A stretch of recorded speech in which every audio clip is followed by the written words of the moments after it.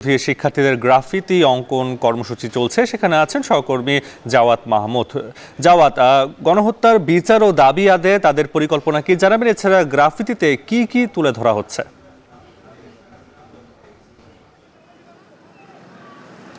যেটা হচ্ছে কোটা সংস্কার আন্দোলনকে কেন্দ্র করে বৈষম্য বিরোধী ছাত্র আন্দোলন শুরু হয়। পরবর্তীতে ৩৬ দিন আন্দোলনে সেটি গণ অভ্যুত্থানের রূপ নেয়।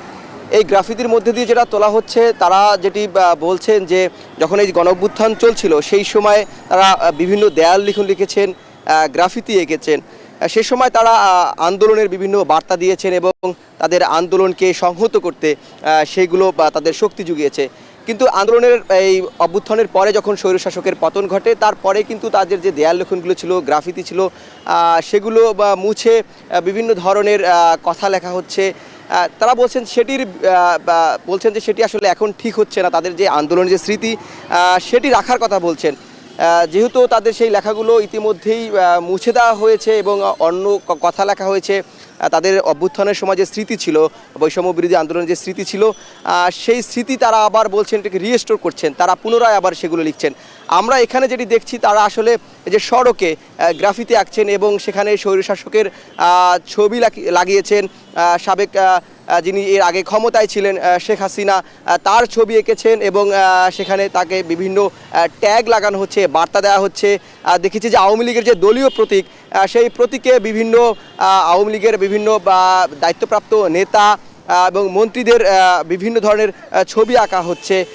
এছাড়াও বলা হচ্ছে তারা এখানে আমরা বেশ কয়েকটা গ্রাফিতি দেখেছি, সেখানে তাদেরকে ছুরিকাঘাত করা হচ্ছে।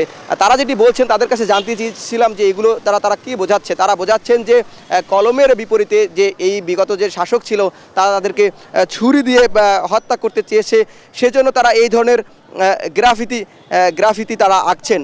আরেকটি বিষয় তারা যেটি বলছেন যে যারাই আসলে অন্যান্য এই যে আন্দোলনের সময় যে লেখাগুলো ছিল, সেই লেখাগুলো তাদের যারা মুছে দিচ্ছেন, তাদেরকে এই বৈষম্য বিরোধী ছাত্র আন্দোলনে যারা এখন গ্রাফিতির কার্যক্রম চালাচ্ছেন, তারা বলছেন যে তারা আসলে এটি যাতে না মুছে, এবং তারা বলছেন যে এই ঢাকা বিশ্ববিদ্যালয়ের শহীদ মিনার থেকে সায়েন্স ল্যাব পর্যন্ত তারা তাদের এই গ্রাফিতি আকার এবং দেয়াল লিখনের কার্যক্রম চালিয়ে যাবে। এই ছিল শহীদ মিনার থেকে আমার কাছে গ্রাফিতি অঙ্কনের সবশেষ। কেন্দ্রীয় শহীদ মিনার এলাকায় সড়ক ও দেয়ালে বৈষম্য বিরোধী